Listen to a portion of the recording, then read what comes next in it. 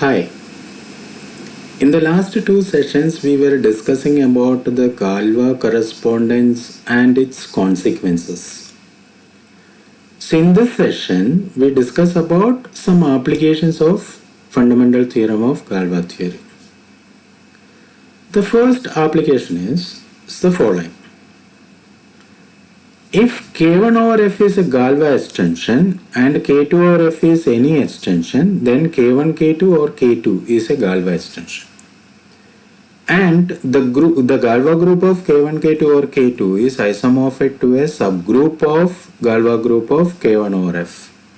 That means K1 over F is a Galois extension and K2 over F is any extension. Then we want to show that K1, K2 or K2 is a Galois extension.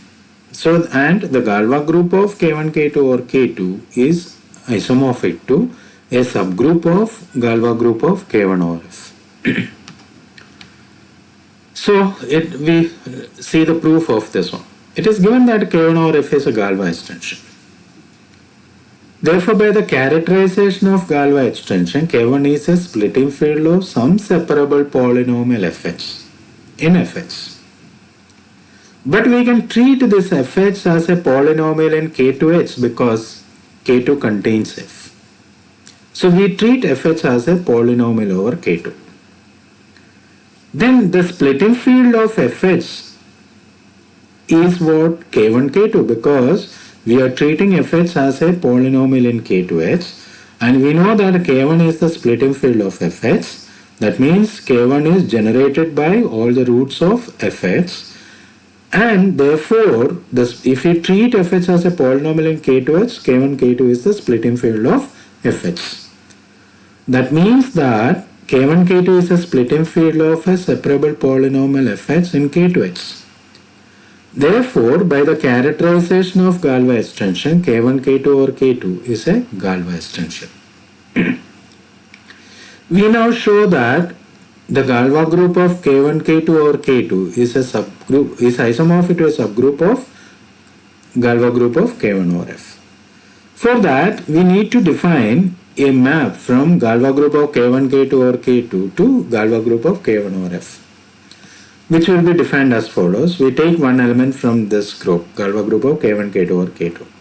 So let sigma belongs to Galois group of K1, K2 or K2.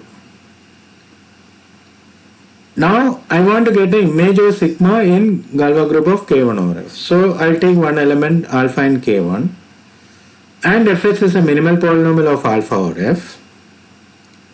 Then sigma alpha is also root of Fx. But K1 over F is a Galois extension and Fx is an irreducible polynomial and one of its root is in K1, then all roots of Fx are in K1. So in particular, sigma alpha is also belongs to K1. That means that the sigma of K1 is contained in K1 because sigma takes elements in K1 to K1. Similarly, we can show that the sigma inverse of K1 is contained in K1. Therefore, sigma of K1 is equal to K1. So therefore, if we restrict sigma to K1, then it is a map from K1 to K1 K2 because sigma is a map from K1 K2 to K1 K2.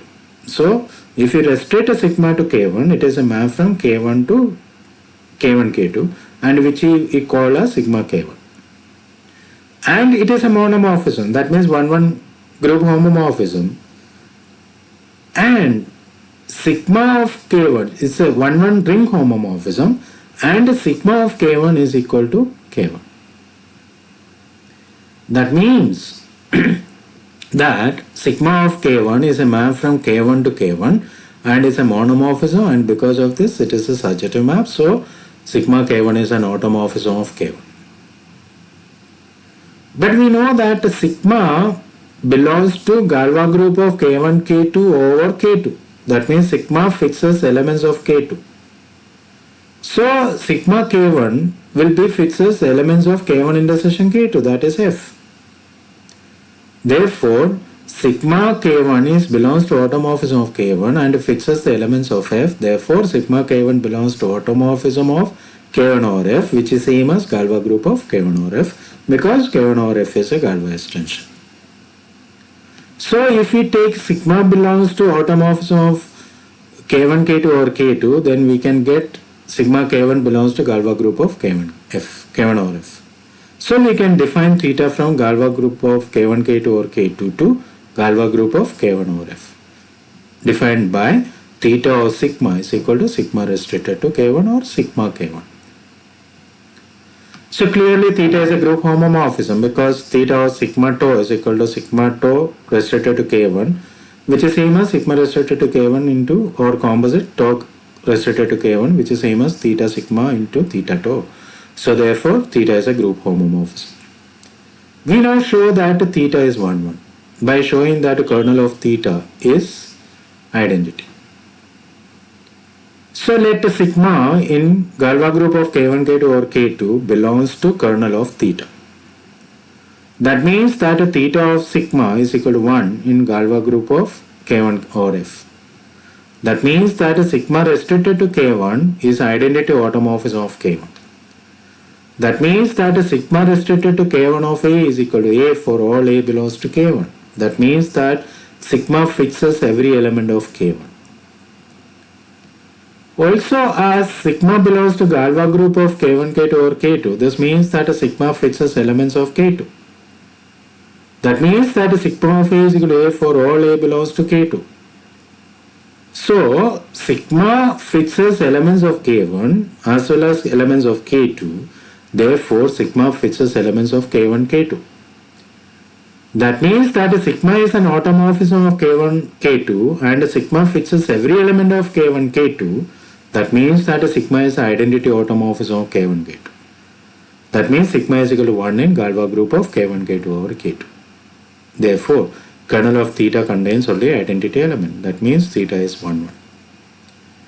Therefore, theta is a map from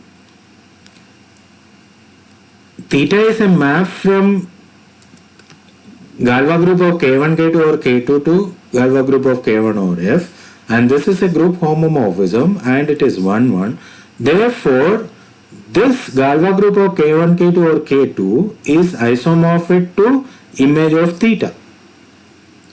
So, and image of theta is a subgroup of Galois group of K1 or F. Therefore, Galois group of K1, K2 or K2 is isomorphic to Galois group of is isomorphic to a subgroup of Galois group of K1 or F. So the next application is the following. Suppose K over F is a Galois extension with degree of the extension is p raised to m, where p is a prime. Then we want to show that there is a chain of intermediate fields F0, F1, etc. That is F0 contained F1 contained in F2 and so on, F contained in Fm is equal to K, such that the degree of the extension Fi plus 1 over Fi is equal to P and Fi plus 1 over Fi is a Galois extension. So it is given that K over F is a Galois extension with the degree of the extension is P raised to m, where P is prime. Therefore, the Galois group of K over F is a finite group of order P raised to n because the order of the group is same as the degree of the extension. That means that G is a finite P group.